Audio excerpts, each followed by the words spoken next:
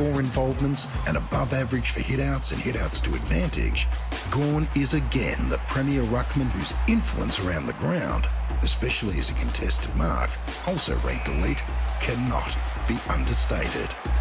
A true leader, Max was the difference in round 23 against the Cats, securing the minor premiership.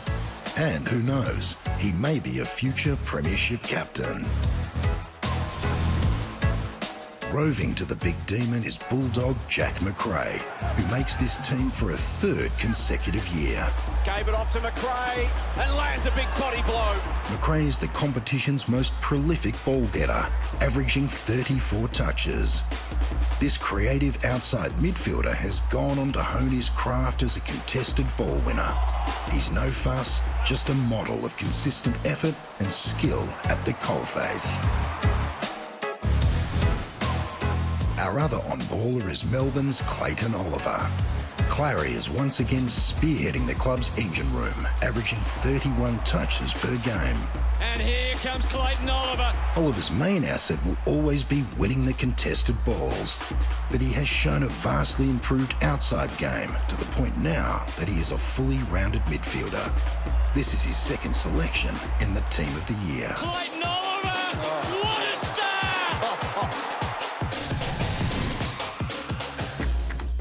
They call it the engine room, Brownie, with good reason. This is three of the out-and-out superstars of the competition. 10 All-Australians between the three of them. 2 to Clayton Oliver, 3 to Jack McRae. And are you going to ask a question to Jack at any stage during this interview? You might get one if he's lucky, and then we won't. No, he won't. He absolutely will. He's a star. Hey, boys, congratulations. It's a superb performance. You've all been here before. We always say to be able to back it up. It's a great thing. A big Maxi, 5, if you don't mind. That is, you've come a long way since you had that dart on the way to training all those years ago. You can't start with that, can you, Gaz?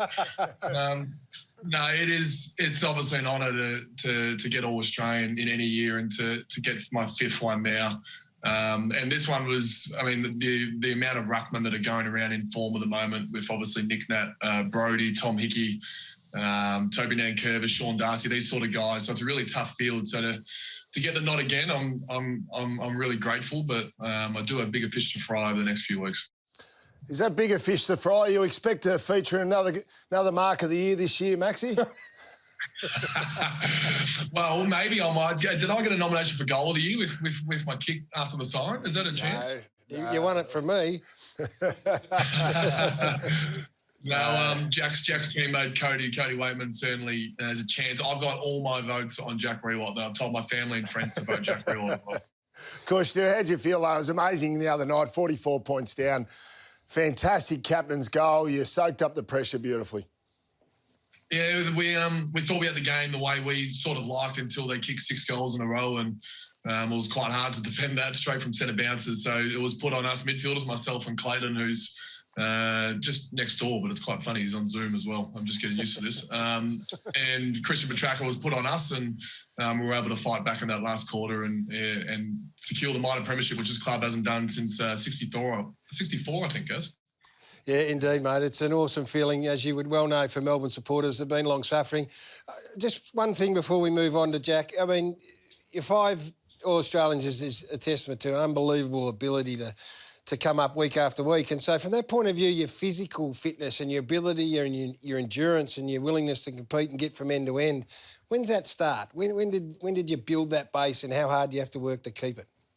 Well, I was behind Mark Jamer early days, and I felt like my way to get past Mark Jamer at some point was to just train as much as I could and just try and get better and better and learn from him and try and stay out on the park. And once I got that, I started to become someone who hated not training and hated not being out there. And now as a leader, I feel like that's part of my role, to make sure that there's priority around training and playing games and running hard. And it's just getting further and further along that I really love that part of the game. And it starts from just trying to break into the team. I felt like that was my way to break into the team. Now it's a passion of mine to work as hard as I can and make sure I keep guys like Clayton and Christian and Jack Viney in there working as hard as they can as well.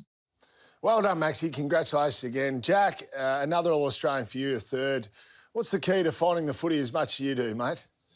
Yeah, just try and be a consistent performer every week, and it does help, playing with Bonte and Libra and a few other superstars around the midfield. So, yeah, just trying to be a consistent teammate and get to as many contests as I can, and it seemed to work the last few years. Has it always happened? I mean, we're not being smart or facetious. No. There'd be some footballers that could go out and they wouldn't find 15 in a lifetime, and you can have a dozen in the blink of an eye. Have you been doing it since day one?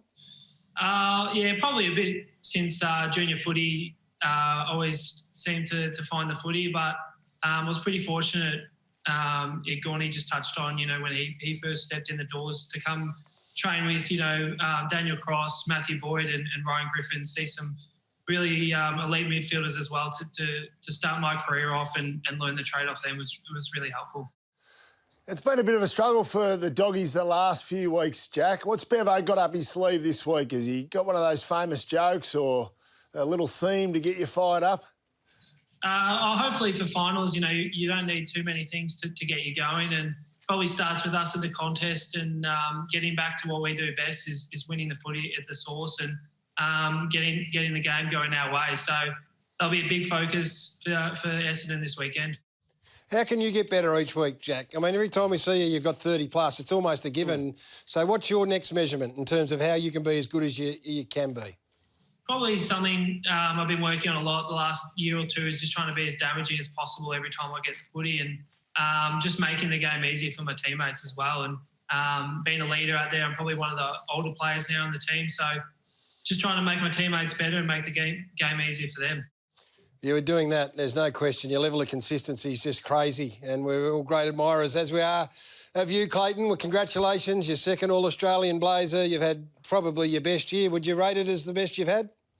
Yeah, definitely. Obviously, kept improving stuff in the system, so yeah, it's very good. Clayton, are you aware that the president of the Clayton Oliver fan club is Gary Lyon? Yeah, I think I am actually. His niece, Grace. So yeah, we've got a pretty good relationship there. So yeah, I've heard that before. Oh yeah, I hear about it all the time. Yeah, and I thought it was one way. You're my Willem Drew, although we're not related. That's a long in story. This is a really exceptional time for the Melbourne Footy Club. They've put themselves in the best position they have for a long time. I've heard all the messaging from Max down to Simon. That's one season gone. How hard is it to park that now and start again? Yeah, so obviously we've got the win on the weekend, which was nice, and got the minor premiership thanks to Maxi. But yeah, we're probably 50% there. So had a few good conversations, and yeah, we're just going to try and focus on obviously the second half of the year, which is the most important. Get all the boys focused, and yeah, just go for our best foot forward. I hear a lot of stories about the unity of the group this year, Clayton, and apparently it all started down at Greg Stafford's farm, your ruck coach. Yeah, Maxi, I think, roughly down there in Settlers. But yeah, we had a really good bonding experience there. Yeah, all the boys were just there. One of the leaders, Jimmy Plunkett, took the meeting, and yeah, we had a real honest discussion about where our culture wants to be and where we want to be as a football club. And I think Maxi's driven that since he's been the captain. He's been terrific, and obviously Simon's been driving that too. And I think we've got a very good culture at the moment, which we can always build on. Jack, you did it. 1954 was the last time the Western Bulldogs had won a premiership, and you achieved that. And it was, I mean, the whole of the football world just sat back and watched. Can you give these boys a sense of what lies ahead of them if they could be so lucky? Oh, obviously, it's the pinnacle of your career, and yeah, they've both played in some big finals recently as well. So they all know what it's about. But yeah, obviously, we all want to get back to there, and hopefully, we can this year.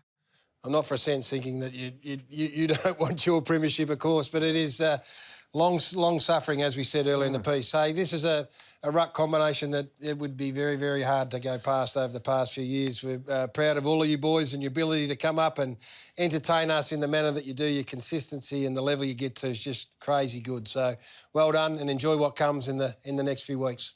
Thanks, guys. Thank you.